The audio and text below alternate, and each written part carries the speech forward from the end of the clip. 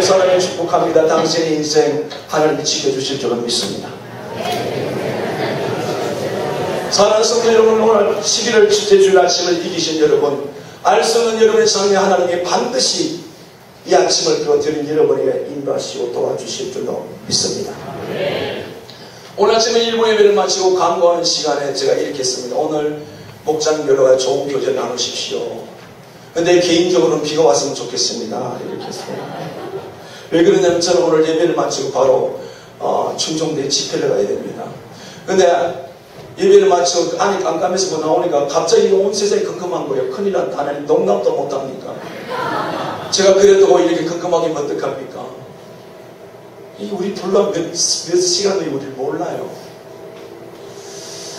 사람들이 인생을 살아가면서 조금씩 있는 상황 속에서 참 내일에 대한 불안함이 많죠. 심리학적으로 보면요, 사람이 염려를 하는데 그걸 분석해 보면 지나간 과거에 대한 염려가 40%고 오늘에 대한 염려가 10%밖에 안 되고 오지 않는 미래가 염려가 50%예요. 여러분 지금 걱정하고 고민하는 내용 가만히 들여다보면요, 일어나지 않은 일도 아이를 낳는데 저놈의 공부를 잘할까 못할까, 저놈은 뭐 먹고 살까, 앞으로 어떻게 살아, 별 걱정을 다 하고서 오지 않는 내일에 대한 걱정이 많단 말이에요.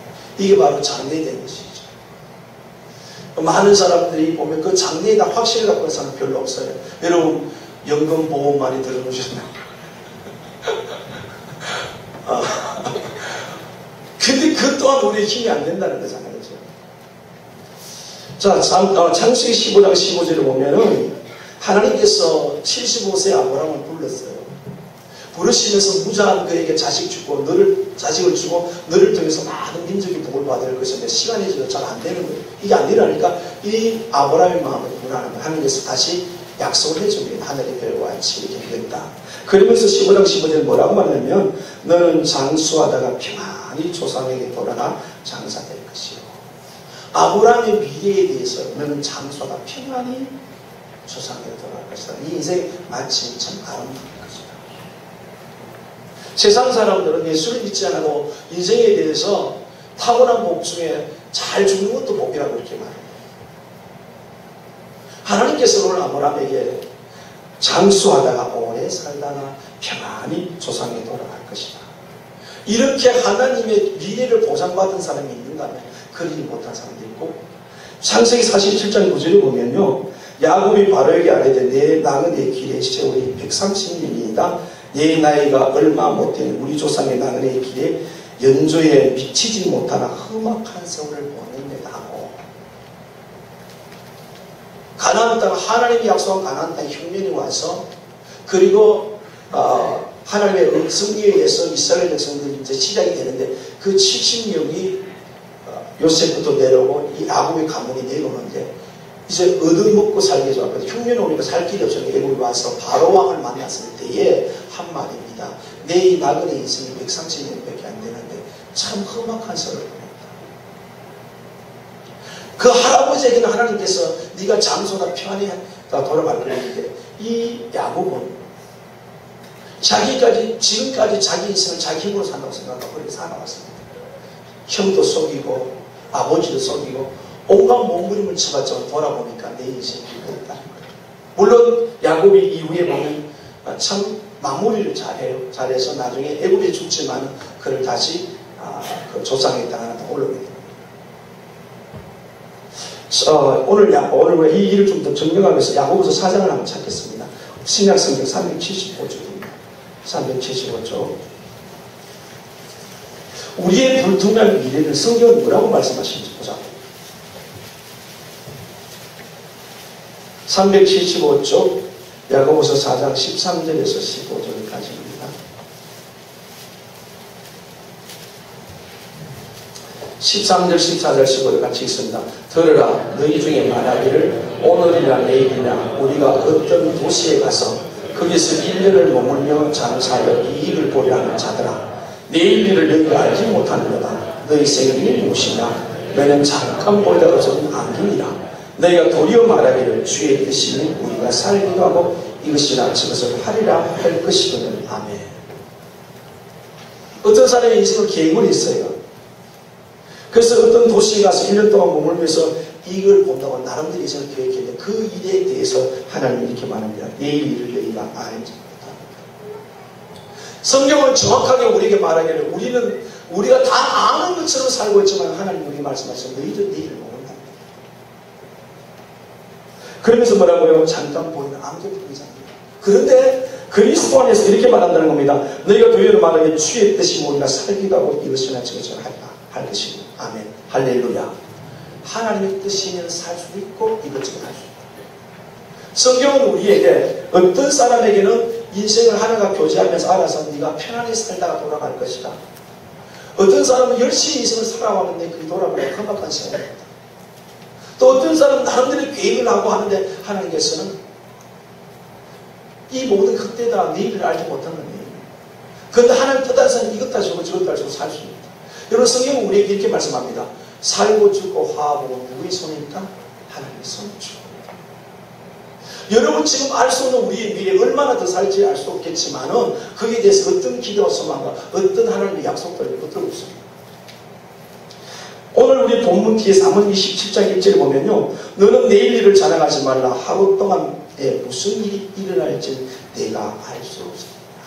오늘 우리가 하나님 앞에서 정직하게 불과 몇 시간이라도 내 인생을 모른다 고백하고 하나님 그 나를 도와달라고 하나님께 믿는 은혜가 있기를 주님에게 소원합니다. 그래서 지금 제가 드린 말씀 다 종합해 보면 사람은 자기 길을 알지 못합니다. 어떤 계획을 할지라도 그것이 내일 무슨 일이 만날지 알 수가 없다. 그런데 잠언 16장에 이미 우리가 답을 줬죠. 사람의 마음에 경영할지라도 그 걸음을 이룬 것이 하나님이시다. 할렐루야. 하나님께 맡기라고 했어요. 그래서 내가 인도해 주셔야 되겠어요. 성도가 뭡니까? 하나님 백성이에요. 성도는 어떻게 살아야 됩니까? 알 수 없는 우리 인생의 길, 미래를 하나님을 의지해서 하나님을 위해서 사는 삶이 바로 성도가 이 땅에 사는 허락된 인생인 줄 믿습니다. 사람은 언제나 미래에 대해 불확실해요. 과연 미래의 확신 가지고 사는 삶이 얼마나 될까요? 자, 근자야 지금 우리나라에 이런 엄청난 일들 꼭 이야기를 안 하고 싶은데 말이죠. 박근혜 대통령이 지금 이렇게 임기 말년에 1년 넘어 남은 상황에 이런 일이 올 줄 자기 꿈꾸기도 몰랐던 거예요. 누가 이런 이상을 물론 어느 사람은 예견됐겠지만 이렇게 백성이 5%도 지지받지 못하는 최악의 역대 대통령 최악의 상황이 이럴 줄 아무도 모르는 거예요. 이것이 인생이란 말이죠. 이런 우리가 현실들을 바라보면서 우리는 더더욱 하나님께 우리 인생을 의지하고 맡길 수 있어야 되는 줄 믿습니다. 오늘 본문에 보면은 하나님께서 17절에 내 마음으로 죄인의 형통을 보라자고 말고 항상 영으로 경외하라. 정령이 내가 내 장래가 이기고 내 소망이 끊이지 아니하리라. 오늘 우리 주신 말씀이 정령이란 반드시 하나님께서 이 장래란 말은 오지 않은 날이고 여기 본문에 갖고 더 포괄적인 뜻은 우리가 처음 심판까지 말하는 거예요. 17절의 저 조건절을 위해서 18절에 정령이 내 장래가 있겠고 내 소망이 끊이지 않는다. 그 다음 오래 사는 것이 아니라 여기에 하나님의 약속은 17절 말씀을 우리가 비교해서 본다면 하나님을 경외하는 자에게는 반드시 우리 미래 오지 않는 날에 살기를 하나님 보호해 주실 것이고 지켜주실 것이고 언제나 소망이 끊은 소망 중에 살게 해 주시다는 약속을 오늘 성경은 우리에게 하고 있습니다. 여러분의 미래는 어떻습니까? 오늘 이 18절 말씀에 약속에 대해서 여러분 확신을 갖고 이런 은혜가 여러분에게 있습니까? 아무것도 잘 모르면서 내 장래는 확실해. 나는 보험도 많이 연금도 많고 나는 재산도 있고 그것이 과연 우리 생명을 연장시키고 하나님 뜻을 이루시는데 모든 것이 될 수는 없지 않습니까? 준비는 하되 우리 인생의 땅에서는 준비는 하되 그러나 본질적으로는 하나님이 우리의 삶을 지키시고 우리 미래를 열어주셔야 될 줄로 믿습니다. 시편 84편에 보면 여호와의 집에 궁전에 거하는 자에게 그 눈물 골짜기를 간다는 인생이 그렇게 힘들다면 그럴 가운데 시온의 대로를 열어줄 것이다. 누가요? 하나님. 누구에게?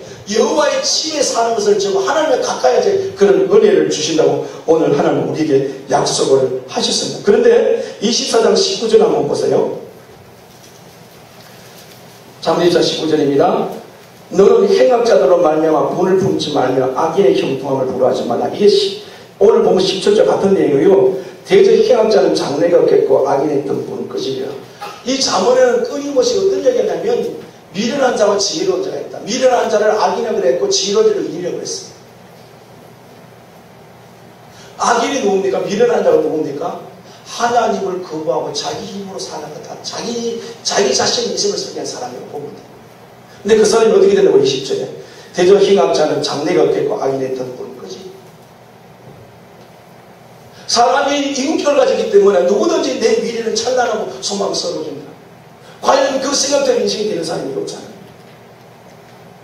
항상 보면 좀 괜찮다고 느껴서 대화를 해보면 자기가 원하는 대로 되고 있다는 거예요. 과연 인생이 내가 원하는 대로 되어집니까? 그러면 얼마나 좋겠어요. 제가 지금 꼬마 우리 1학년짜리를 대화하는 친구, 여자친구가 있는데 내가 이따가서 물어봐요. 물어봤을 때 인생이 제 전화를 이제 힘들게 해요. 왜 그래? 언니가 집에 너무 힘들게 한대. 근데 한 몇 개월 전부터 괜찮대요. 왜? 언니가 힘들게 안 하는 거 봐. 그래 항상 자기 어린이 크면 자기 중심이에요. 인생 힘 안 난다고 왜 그러냐? 요즘 살만하네. 그게 뭐예요? 자기 주관적. 행악자가 누굽니까? 자기 마음에 맞게 사는. 근데 그 성경 뭐라고 말해? 그 사람은 앞으로 장래가 없겠고 악인의 등불 끄지가 되었어. 우리는 인생의 모든 작든 크든 모든 문제를 하나님께 맡길 수 있기를 주님의 이름으로 소원합니다. 우리가 신앙이 어릴 때는 아주 작은 꿈을 기도해요. 신앙의 사람 어떻게 하나님 뜻을 이루는 것을 기도해요. 과정이 다 있는 거예요. 그래서 여러분의 신앙의 연륜에 따라서 아니면 여러분 신앙의 성숙도에 따라서 어떤 때는 애기같이 순진해져요. 이것도 구하나? 기도는 단순히 종교적인 게 아니기 때문에 하나님을 찾는 의미이기 때문에 신앙이 이럴 때는 수준이 금방게 돼요. 그래서 내가 저희 역시도 괴로우면서요. 제가 갱신할 때에 아주 초단하게, 지금 보면 초단하게 하는데 그때는 수준이 그랬어요. 뭐 의자 몇 개 주시고 뭐 주시고 뭐 주시고 응답을 다 받아요. 뒤에 신앙이 좀 자라서 보니까 그때 좀 크게 구할 걸. 그때는 크게 구할 걸. 사례 신앙은 항상 이게 한금 자라가요. 그러니까 기존이 주님이어야 된단 말이에요. 이 작은 일 하나하나가 누구의 손에 달려있다? 여호와의 손이다. 그러면 오늘 우리가 이 말씀을 통해서 우리의 드러낸 현실들, 우리의 불투명한 미래들 하나님은 우리에게 약속을 하셨습니다. 이렇게 하면 내 정령이 반드시 내가 이게 창세기에 보면은 이거 먹지 마라. 먹으면 정령이 죽는다. 똑같은 말이에요. 반드시 죽는다. 하나님 반드시 실행해 줄게 뭡니까? 항상 여호와를 경외하는 자에게 정령이 장래가 있고 소망이 끊이잖아. 우리의 불투명한 미래 하나님이 인도해 드릴 수 있도록 우리를 잘 선택해 드릴 수 있도록 오늘 하나님과 관계가 아름답게 정리되도록 이런 은혜가 있기를 주님의 이름으로 하나님 축복합니다. 여기 보면 그런데요. 자 17절에 보면 내 마음으로 죄인의 형통을 불하지 말고 하나님을 항상 경외하는데 이게 우리에게 문제가 되는 게 있어요. 댓글이 그런 부분이 있어요. 그게 뭡니까? 우리가 하나님을 항상 경외해야 미래가 있는데 그래서 먼저 우리 안에 해결해야 될 문제가 뭐냐면 죄인의 형통함을 부러워하지 마라. 다시 말해서 예수 믿지 않은 사람들이 잘 돼요. 사업도 잘 되고 자녀도 잘 되고. 근데 성도가 하나님의 사람이 예수 믿지 않은 사람 또 그리고 그리스도 안에서 예수를 믿는다고 말하면서 대충 뭐 기도생활이나 말씀생활이나 잘 안 하면 잘 된다. 그러면 우리 마음에 부러움이 있으면 그거 부러워하지 말라고 했어요. 여기 부러워한다는 말은 이 열정이라는 뜻인데요. 어떤 걸 동경하면서 근데 이게 이루어지길 원한다는 거예요. 그러니까 성도의 마음속에 나도 저 사람처럼 그냥 되는 대로 하는 거 잘 되고 자식도 잘 되고 노래도 잘 되기 원하는데 그걸 하지 말라는 거예요. 그걸 열심히 했다는 거예요. 그러다 왜 이렇게 됐냐? 이렇게 하는 죄인들이 믿음의 사람들이 아니면 신앙생활에도 대충 그냥 적당히 자기 중하는 사람들이 잘 때는 부러우면 내가 믿음이 이유 없이 떨어진다는 거예요. 그런 경우 없습니까? 지금은 저희가 그런 것을 이제 이겨나가는데 그 선에는 결석하고 힘도 어려울 때는요. 그런 마음이 자꾸 들어요. 결국 쓰고도 안 하고 노력하는 것 같아요. 그냥 잘 때오자. 근데 하나님은 이거 규정하신 것은 내 마음으로 죄인의 물론 바깥으로 안이 드러낼 수 있는 마음속에 넓이 차 있는 거예요. 내 마음으로 죄인의 형통을 부러워하지 말고 항상 여호와를 경외하라. 악인의 형통을 부러워하지 말라는데 성경은 이렇게 이걸 보여주고 있습니다. 시편 73편 보십시다.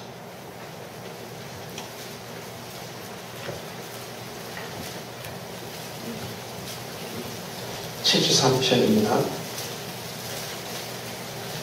우리는 죄인의 형통함을 부러워하지 않아야 신앙이 성장돼요. 딱 걸려서 신앙이 더 이상 되어서 이 죄인의 형통을 부러워한다는 말은 세상 가치가 더 크거든요. 공부를 잘해야 인생을 잘 살 수 있고, 좋은 대학 들어가야, 좋은 직장 들어가야 잘 수 있고, 이 가치관을 우리가 마음껏 찾아보면 우리 믿음이 아니잖아. 그게 전부는 아니잖아요. 꼭 그게 정답은 아니잖아요. 자, 보십시다. 73편 1절부터 우리 같이 그만할 때까지, 우선 2절까지 같이 읽게 시작. 하나님이 참으로 이스라엘 중 마음이 정결한 자에게 선을 행하시나 나는 그의 너무 직분하였고 나의 거리 미끄리 직분하였으니. 아멘. 하나님이 규례해야 하는 것은 이하면은 하나님은 이스라엘 중 마음이 정결하게 선을 베푼다고 했는데, 지금 내 눈앞에 현실은 나를 그걸 믿지 못해 나를 넘어지는 거야. 왜 그러냐? 3절부터 읽어봐 시작. 이는 내가 악인의 형통함을 보고 오만한 자를 질투했습니다. 그들은 죽을 때도 고통이 없고 그 힘이 강건하며 사람들이 당하는 고난이 그들에게 없고 사람들이 당하는 지향도 그들이 없나니 그러므로 교만이 그에게 목걸이요 강포가 그들을 오시며 살찜으로 그들의 눈이 솟아나며 그들의 소도고 마음의 소보다 많으며 그들은 능욕하며 악하게 말하는 높은 데서 거만을 말하며 그들의 입은 하늘에 두르고 그들의 혀는 땅에 두르 다닙니다. 그러므로 그 백성이 이리로 돌아와서 잔에 가득한 물을 다 마시며 말하기를 하나님을 어찌하여야 주님에게 지식이 있으라 합니다. 아멘. 자, 이 아사벨이라는 사람이 하나님은 마음이 정의자에게 반드시 은혜 주시라고 생각하고 믿고 살아왔는데, 자기에게 그런 지금 눈에 볼 가시의 은혜는 아니마도 교만하고 오만하고 하나님을 무시하고 사는 그에게 뭐든지 잘 된다. 죽을 때도 고통도 없고. 자, 이게 우리 세상에 보여진다고요. 그걸 부러워하다 보니까 내가 믿음이 안 자라요. 오늘 우리가 신앙생활이 잘 안 되는 줄 알아가 뭐냐면 세상 것을 너무 부러워하고 있다는 거죠. 그걸 내가 너무 동경하고 있다는 거죠. 그것이 있어야만 되겠다 생각하고, 이러면 절대로 믿음이 안 자라요. 하나님 우리 은혜 주시는 첫 번째 동화가 뭐니까 믿음인 줄 믿습니다. 근데 지금 아삽이 그 상황을 당한 거예요. 그 다음에 12절부터 읽어 시작. 볼지어다 이들은 악인들에도 항상 편하고 재물은 더욱 불안하다. 아멘. 하나님을 무시하고 하나님을 존경하지도 않고 사는데 편하고 재물이 더욱 불안하다. 자, 우리 주변에 이런 사람들이 예수 믿지 않는 사람들인데 또 예수 믿는다고 말을 하는데 주일도 적당히 산도 적당히 이렇게 평안하고 재물을 넣는 사람이 있어요 없어요? 반드시 있게 되어 있어요. 도대체 이걸 어떻게 해석해야 될까? 자, 13절 봐봐요. 같이 읽읍시다. 내가 내 마음을 깨끗하게 하면 내 손을 씻어 무죄하다는 것이 실로 그때도 하면. 사랑하는 성도 여러분, 혹시 지금까지 예수 믿어 살아오면서 삶의 문제가 잘 풀려지지 않았어, 내 원대로 되지 않아서 예수 믿지 않는 사람이 잘 되는 거 없어, 내 믿음이 헛된 게 아닌가? 혹시 그런 낙심을 하신 적은 없습니까? 충분히 있을 수 있다는 겁니다. 오늘 이 아침에 우리가 정신 차리시기를 원합니다. 예수 믿지 않는 사람들이, 아니 교회 안에서도 그렇게 사는 사람이 별로는 잘 되는 거고, 이게 뭐지? 내가 믿음 지키는 게 뭐지? 이게 내가 헛된 거 아닌가? 여러분, 결코 헛되지 않는 줄은 믿습니다. 하나님이 기억하세요. 왜? 우리는 내일을 모르니까. 내일을 자랑하지 말라고 그러셨으니까. 그 다음에 14절. 나는 종일 전화를 다음에 아침마다 증거를 받았는데, 너는 저 사람은 너무너무 잘된, 나는 계속 삶에 어려움만 있다는 거예요. 근데 우리가 잘못 살면서 어려움 당하는 걸 합리화시키면 절대로 안 됩니다. 내 마음대로 하나님 말씀 따라 자기 마음대로 고난당할, 이게 하나님께서 이렇게 착각하지 마십시오. 오늘 아삽은 어떻게 했으면 누가 봐도 주비간조나 그런 정결한 삶에서 깨끗한 삶을 살았습니다. 자, 15절. 내가 만일 스스로 이르기를 내가 그들처럼 말하여라 하였더라면 나는 주의 아들들의 세대에 하여 악행을 해야 하셔. 내가 만일 나도 그렇게 살았던 주의 아들이 악행을 했는데 16절 같이 읽어 시작. 내가 어쩌면 일을 할까 하여 생각하되 그것이 내게 심한 고통이 되었더니 아멘. 이 문제가 안 풀리는 거예요. 마음에 엄청난 고통, 일을 어떻게 할까? 도대체 이게 뭐냐 도대체.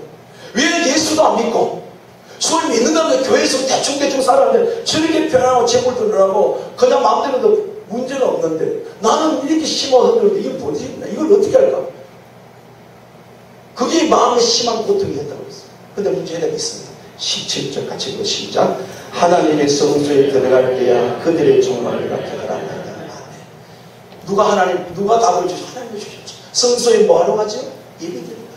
여러분 예배에 집중하고 예배에 우리가 준비하는 것은 이 예배 가운데 그냥 흘러가는 시간에 여기에 하나님의 기다림과 하나님의 인재와 하나님의 응답이 반드시 있는 줄로 믿습니다. 성소에 들어가서 피해서 드려야 한다는 거예요. 오늘 우리 시대가 예배가 얼마나 무너지는지 몰라요. 이 해결할 수 없는 고민, 심한 고통이 되었고, 그런데 성소에 들어가서 들어갈 때야 그들의 종말을 느껴요. 그저 영광을 생각했던 장관이든 나는 이 고난이 언제나 이런 얼마나 있는지 하나님을 만나고 그 답을 찾았는데, 보십시오. 어떻게 되는지 18절에서 20절까지 같이 읽는 시작. 주께서 참으로 그들을 미끄러운 곳에 두시며 화면에 들리시니 그들이 어찌하여 그리 갑자기 황폐되었는가. 놀랍 정도로 그는 전멸하였나이다. 주여 사람이 깨는 꿈을 무시하는 사람같이 주께서 깨시는 그들이 항상 멸시하리이다. 아멘. 왜 하나님께서 죄인의 형통함을 부러워하지 말라고 했습니까? 하나님은 하나님을 떠나서 자기 마음으로 사는 반드시 심판한 사실을 기억하십시오. 그래야 오늘도 믿음을 지켜 사는 성도의 삶이 헛되지 않겠죠. 주께서 참으로 그들을 미끄러운 곳에 두시며 밤에 들리신 그들이 어찌하여 그리 갑자기 황폐되는가. 놀라운 줄로 그들은 정결하였는가. 주의 사람이 깨는 꿈을 무시한 같이 주께서 깨시는 해를 그들이 형상이 멸시한다. 하룻밤에 꿈과 같은 것이 있다는 사람. 하나님 없이 하나님을 떠나서 모든 사람의 형통을 보더라도 결코 우리는 두려워하지 말아야 된다. 동경하지 말아야 된다. 그것 때문에 고민하지 말아야 된다. 그런 마음에 대해서 제가 그런 마음 가졌던 그가 어떤 고백을 보십시오. 21절. 내 마음이 살라면 내 양심이 찔렸다. 내가 잘못 생각했구나. 내가 눈에 보는 것만 같이 얘기하고 내가 이렇게 생각했는데, 그러면서 22절 뭐라고 말해? 같이 읽어봐. 시작. 내가 이같이 꿈에 무지함으로 주 앞에 짐승이 오나 내가 항상 주와 함께 하니 주께서 내 오른손을 붙드셨다. 아멘. 이 사람이 그 고민 중에도 믿음의 끈을 놓지 않았어요. 사랑하는 성도 여러분, 정말 예수님 만났다면 삶의 상황 속에 의문투성이고 믿음을 지키려 안 되고 불통할 때도, 세상 사람 살 때도, 그때도 끝까지 믿음의 끈을 붙드시길 주님 안에 축복합니다. 자기 생각에 나는 짐승만도 못해. 그래요. 하나님을 떼어버린 내 생각은 짐승만도 못한 거예요. 우리는 모든 하나님을 생각해야 될 줄로 믿습니다. 그러면서 그가 내가 항상 주와 함께하니 주께서 내 오른손을 붙드십니다. 이제 정신을 차려 그 응답을 받고 보니까 하나님 나를 붙들고 있네요. 어떤 것이 하나님의 사랑일까요? 나는 순간순간 세상을 쫓아 흐둥이면서 하나님을 잊어버리지만 하나님은 절대로 우리를 놓지 않고 계신 줄 믿습니다. 하나님이 그 오른손을 붙들고 오늘 이 아침에 나를 붙들고 계신 하나님을 바라볼 머리가 있게 하길 소원합니다. 생명 주셔서 죽기까지 사랑한 그 사랑 절대로 우리를 포기하지 않습니다. 하나님 결코 우리를 포기하지 않습니다. 하나님도 포기하는 내 인생을 왜 내가 포기합니까? 왜 내 형편과 처지를 만나면 못한다고 말합니까?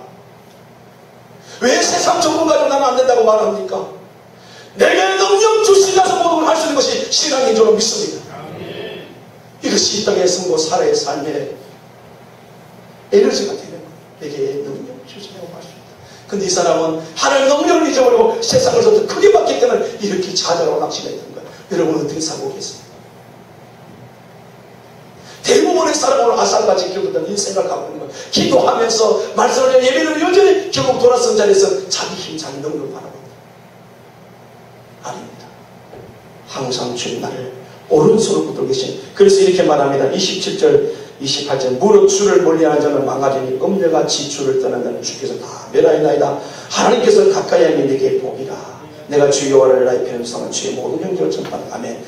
주를 멀리하면 결국 파멸. 그러나 하나님께 가까이 하면 내게 복. 할렐루야. 우리가 하나님을 경외하게 하는데 장애가 되는 게 뭐냐? 눈에 보는 현실적인 문제가 나타나. 그것이 자꾸 나를 흔들어놓는 거예요.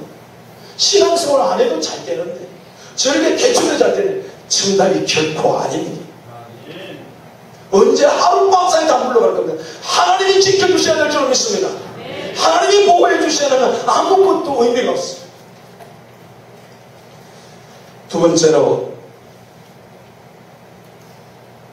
우리가 항상 하나님을 경외해야 정령의 장래가 있겠고 내 손을 끊이지 않는다고 말씀했는데, 그러면 항상 하나님을 경외하는 이 경외의 기준은 결코 사람이 아닙니다. 하나님이 기준입니다. 아멘? 이게 이해가 되어져야 돼요. 자, 항상 하나님을 경외하겠어요. 어쩌면 오늘 이 아침에 나온 여러분들도 나는 오늘 하나님을 경외하는데 이렇게 할 수 있어요. 아니요. 어쩌면 착하게 할 수 있어요. 보세요. 창세기 4장에 아벨과 가인이 같이 형제 예비를 드렸어요. 근데 하나님이 아벨을 받고 가인을 안 받아. 그럼 가인이 왜 분을 했습니까? 나는 잘했는데. 누가 기준이 돼야 되죠? 하나님의 기준. 여기에 많은 우리가 문제와 많은 우리가 정리할 부분들이 있습니다. 우리의 신앙의 기준은, 경건의 기준은 하나님 받으시는 것을 내가 아무리 잘 들었다 한다 할지라도 하나님은 안 받을 수 있어요. 내가 참 힘들게 이렇게 하나님 받을 수가 있어요. 그걸 성경을 통해 증명을 해볼게요. 사무엘상 4장입니다. 앞에 좀 가봅시다.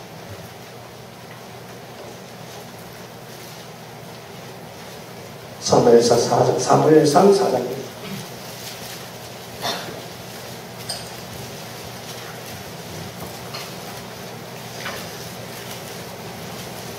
1절 2절을 같이 읽겠습니다. 이스라엘 나가서 블레셋 사람들과 싸우려고 에벤에셀 곁에 진을 치고 블레셋 사람들은 아벨이 지쳤더니 블레셋 사람들이 그 이스라엘에 전쟁을 벌이냐 그들이 싸우다가 이스라엘 블레셋 사람들 앞에 패하여 그들에게 전쟁에 죽임을 당하고 자 4천명 당하게 되더라. 자, 사사 시대 이때 아직 왕이 없던 시대예요. 블레셋과 이스라엘 전투가 벌어졌는데 이스라엘 블레셋에게 전쟁에 져서 4천명이 죽었습니다. 돌아와서 진영에 돌아와서 원로들이 모여가지고 지도자들이 모여가지고 예후가 피해입니다. 이 질서는 전쟁입니다. 자, 3절 같이 읽어요. 시작. 백성이 진영으로 돌아오면 이스라엘 장로들이 이르되 여호와께서 어찌하여 우리가 오늘 블레셋 사람들 앞에 패하게 하였으며 여호와의 언약궤를 실로에서 우리에게 가져다 우리 중에 있게 하여 그것으로 우리를 우리 원수들 손에서 구원하게 하자. 아멘. 자, 이 전쟁에서 패함이 누구 때문에 하나님 우리를 전쟁에 패했다. 그 문제를 여기까지 찾았는데 그럼 왜 그러느냐? 하나님 법궤를 가져가지 않았습니다. 졌다. 그러면 하나님의 인재의 상이 이 법궤를 가지고 이제 전쟁하러 가자. 자, 이스라엘 법궤는 어떤 의미입니까? 출애굽에서 광야길에 와서 모세에서 율법을 주시고 또 하나님께서 하나님이 그들의 인재요 그들의 왕이시요 그들의 인조에서 상경의 정령에서 법궤를 만들어서 성막에 모셨고 모셔다가 옮기면 또 다시 그 움직이고 그 극적인 장면이 되면 가나안 땅에 다 들어왔어요. 요단강을 건너가야 가나안 땅에 진입하는데 물이 너무 많이 흘러는 거예요. 그래가지고 하나님 물었더니 하나님께서 언약궤 법궤를 메고 제사의 법궤를 그 물을 밟으면 물이 멈춰질 것이다. 그 끝까지 가는데 거기 세계를 안 되면 안 되잖아요. 그때 제사장 언약궤를 메고 물에 들어갔어요. 물이 가라져서 이스라엘을 건너가셨어요. 그래서 그들의 머릿속에 항상 이 법궤가 그들이 하나님의 임재의 상으로 승리 주주가 하는데 우리가 법궤를 안 메고 가서 그렇게 됐다. 문제를 찾았어요. 그래서 이제 법궤를 가져가겠습니다. 4절입니다. 이에 백성이 실로에 사람을 보내어 그룹 사이에 계신 만군의 여호와의 언약궤를 거기서 가져왔고 엘리 부하들 홈리와 비나스는 하나님의 언약궤에 함께 거기 있었더라. 5절 같이 읽어요. 여호와의 언약궤가 진영에 들어올 때 온 이스라엘 큰 소리를 치며 땅에 울리전하며 왜 큰 소리를 울렸을까요? 이제 우리는 하나님 법궤를 메고 왔기 때문에 전쟁이 났어요. 그 다음에 6절 같이 읽으시다. 블레셋 사람이 그 외치는 소리로 이르되 히브리 중이 큰 소리를 외치면 어찌 되리냐 하다가 여호와의 궤가 진영에 들어온 줄 깨달은지라. 7절 블레셋 사람을 두려워하여 이르되 신이 진영에 이르렀다 하고 또 이르되 우리에게 화로다 전날에 일이었었다. 아멘. 자, 자타하다 아는 믿는 사람의 믿자는 나 사실 전날에는 일이었으면 왜 저렇게 소리를 좀 함성하느냐? 저들이 전쟁에 빼있는데 기가 죽어서 쭉 소리 못하고 있어야 돼. 왜 저랬냐? 알아봤더니 그 진영이 뭐가 왔다? 하나님 법궤. 그럼 그렇게 그 소리를 듣더니 뭐라고 말해요? 화로 미쳤다는 거죠. 8절 보세요. 같이 읽어 시작. 우리에게 화로다. 누가 우리를 이 명한 신들의 손에서 건지려 그들은 광야에서 일어나는 지향으로 애국을 친 신들이나. 아멘. 그 당시에 모든 나라가 알고 있는 사실, 이 히브리 민족은 야훼 하나님이 인도하실 때 어떤 상황 속에 있다는 사실, 그리고 5년 전에 출애굽의 역사까지 사실 다 알고 있어. 400년의 사건도 다 알고 있어. 모든 사람들이 그들을 인도하신 전능하신 신이다. 이제는 우리는 전쟁이 졌다. 그런데 결과는 정반대의 결과가 나왔어. 보십시다. 9절 10절과 지금 시작. 너희 블레셋 사람들아 강하게 되며 대장부가 되라. 너희가 히브리 사람의 종이 되기를 그들이 너희 종이 되었던 같이 되지 말고 대답받을 때 싸우라 하고 블레셋 사람의 첩들이 이스라엘 위하여 각기 장막으로 도마하였고 살피신 것을 이스라엘 보며 엎드린 자가 3만 명이었습니다. 아멘. 전쟁이 됐습니다. 자기들은 졌다고 말했는데 여러분 이 전쟁에 블레셋 군대 힘을 이긴 거요? 아니잖아요. 아까 앞에 말한 대로 그 전쟁의 진원이 누가 패하겠어? 하나님 패하겠다. 그럼 이 전쟁에 복귀를 메고 왔지만 4,000명보다 3만 명이 더 많은 피해를 입은 이유가 누가 하셨다? 하나님 하셨다. 이게 도대체 뭐가 문제입니까? 저들 생각에 복귀를 하나님을 모시고 안 갔기 때문에 우리가 졌다고 생각했는데 다시 복귀를 모시고 가면 하나님 모시고 반드시 이길 줄 알아요. 더 크게 전쟁을 피하면 왜 이랬을까요? 여기 오늘 답이 있는 겁니다. 하나님이 내 필에 움직이는 분이 아니잖아요. 하나님을 위해서 우리가 살아가야 될 줄 믿습니다. 자기들이 필요하면 복귀 가졌다 필요하면 내버리고 이건 경외가 아니에요. 이건 야래가 아니에요. 내가 잘 되든지 안 되든지 못 되든지 어디든지 항상 하나님을 의식하고 살아야 이 진정한 하나님을 경외하는 삶인 줄 믿습니다. 이 앞에 그 문제이라 11절 보면 하나님의 교회는 빼앗겼고 엘리 두 아들 홈리와 비나선 죽이다 했다. 이 당시에 영적으로 홀로죠. 이 장에 보면요 엘리가 계획했어요. 그 두 아들 홈리와 비나서 세자상인데 하나님 앞에 예배 드릴 때에 좋은 것을 자기들이 먹었죠. 그러나 나머지는 안 뱉어요. 그걸 가리켜 하나님께서는 저는 내 제사를 멸치했다고 했어요. 여러분 우리가 하나님을 경외하는 첫 번째 우리 하나님의 이름을 예배입니다. 예배. 우리가 여기 앉아있다고 예배를 다 받아준다 했어요? 딴 생각하고 아무리 예배가 여러분 종교인성을 하는 거예요. 오늘 우리가 정말 살아계신 하나님을 내 안에 성령으로 모시고 하나님 중심으로 오늘 예배를 받으시고 우리 은혜 주실 줄 믿습니다. 복귀만 메고 왔다고 이 자리에 앉았다고요? 착각하면 안 돼요. 복귀 메고 왔지만 더 크게 졌잖아요. 하나님의 이름을 부르지만 마음 중심에 하나님을 존경하는 마음이 없다고요.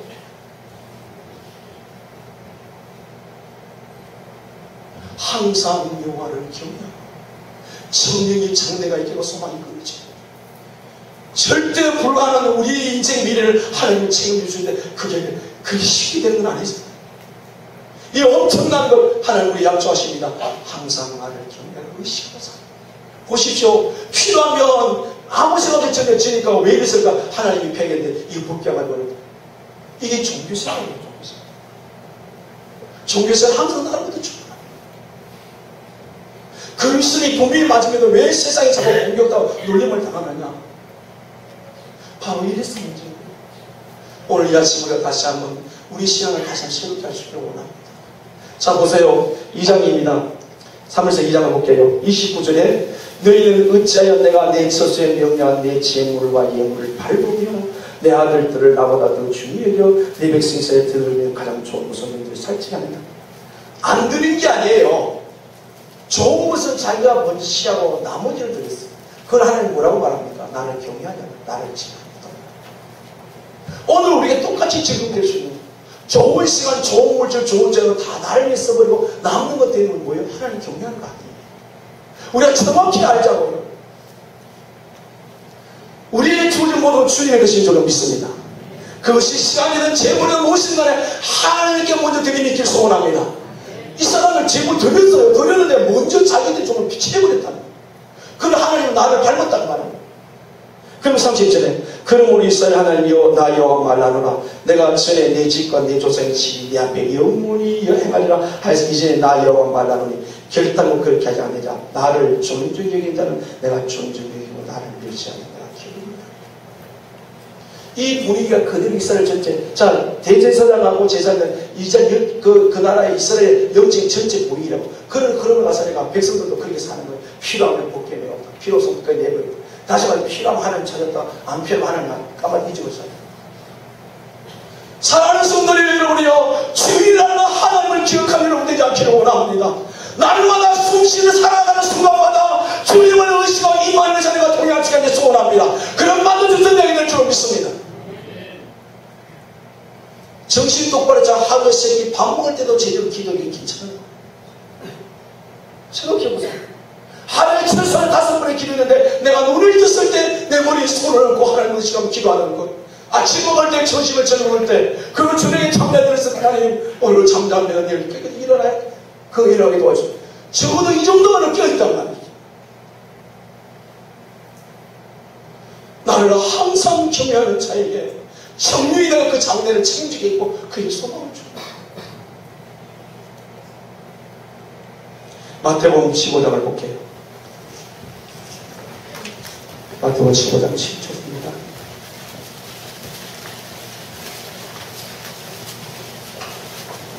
(15장 7절 8절 9절) 같이 이렇게 시작. 외식하는 자들아 이사야가 너희에 관하여 잘 예언하였도다. 이르시되 이 백성이 입술로 나를 주권하여 마음은 이랬으므로나 사람의 경외로 교훈사 가르친 나는 그때의 경감보다 하였느니라 하시고 하며, 보세요. 자기들은 잘 정한 하나님 어떻게 말합니까?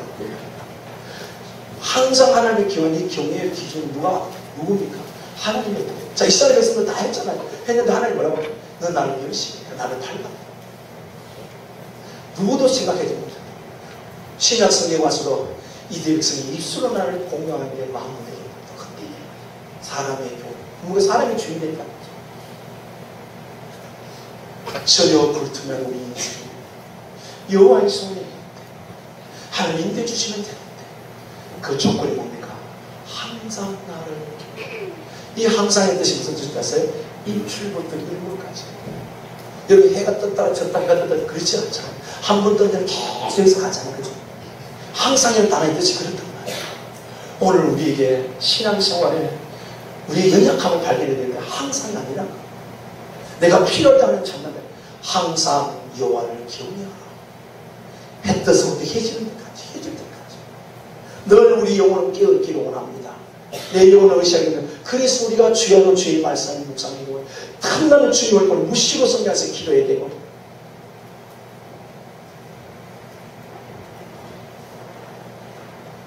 (75세에) 하나님 아브라함을 불렀습니다. 100세 아들을 줬습니다. 아들이 건강히 잘 자랐습니다. 아브라함의 마음속에 이제 안심이 되는 건 내가 죽어도 데려오게. 근데 어느 날 너도 하나님 그걸 불렀어. 네 아들을 번제물로 죽이라는 뜻이에요. 성경에 보면 3일길을 간다고 했어요. 여러분 한번 생각해 보세요.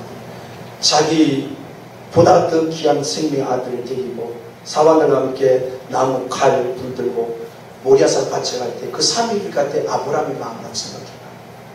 아마 도망가고 싶거나 수많은 이야기가 가슴에 왔을 때 우리가 갈등할지라도 최종 선택은 하나님을 경외하는 자가 있어야 될 줄 믿습니다. 갈등할 때마다 하나님 떠나면 안 돼요. 그래서 그때 이제 모리아산 밑에 왔어요. 밑에 와가지고 사환들을 내려놓고 이제 그 아들에게 나무짐을 지키고 칼을 들고 불을 들고 가는데 아들이 이렇게 묻습니다. 아버지 다 있는데 지금 어디 있습니까? 그때 아버지가 뭐라고 말하더라? 여호와께서 준비하세요. 하나님이 하셔야죠. 그렇게 말하는 아버지의 마음을 헤아리고 싶어요. 업장이 무너졌어요. 왜? 자기는 답을 갖고 있잖아요. 이 아들이 자기가 재물인데 물으니까 답을 못해주고 하나님께서 준비했을 것이다. 그래서 그 아이를 묶고 가지고 칼을 찌르할 때 하나님 말합니다. 하나님 사람아 이제야 네가 나를 경외하죠. 경외가 무슨 뜻이 아시겠죠? 종교생활과 신앙생활이다 늘 말씀드렸어요. 종교는 예수 믿지만 자기 붙여라. 신앙생활 하나님 붙여라. 다윗 아브라함이 언제 경험했지? 재물은 하나님 주를 것이다. 이제야 네가 나를 기억 그게 무려 최소한의 40년의 세월을 지냈어. 인간의 힘으로 전혀 불가능한 우리의 미래, 알 수 없는 미래, 오늘 우리 성경 말씀하시고 항상 여호와를 경외하라. 나를 절대 놓치지 말아라. 청년이 네 장래가 있겠고 예수만이 꺼져 네 미래를 내가 지켜주겠다. 할렐루야. 이 말씀이 여러분의 감정이 될 수 있게 주님을 아주 축복합니다. 하나님 반드시 지켜주실 줄 믿습니다. 눈동자같이 사랑해 주실 줄 믿습니다. 그래서 신약성경에 와서 바울은 이렇게 말합니다. 항상 기뻐하라. 쉬지 말고 기도하라. 범사에 감사하라. 이 단어가 다 연결되는 거예요. 이 마지막 시대를 우리가 살아가면서 하나님을 의식하기에 기뻐할 수 없는 상황 속에 기뻐하고 감사할 수 없는 상황 감사하고 시작부터 깨어 있어서 하나님 할 수 없는 우리 미래를 일어나실 때 그것이 축복이고 승리가 될 수 있기를 주님의 간절히 축원합니다. 네, 기도합니다.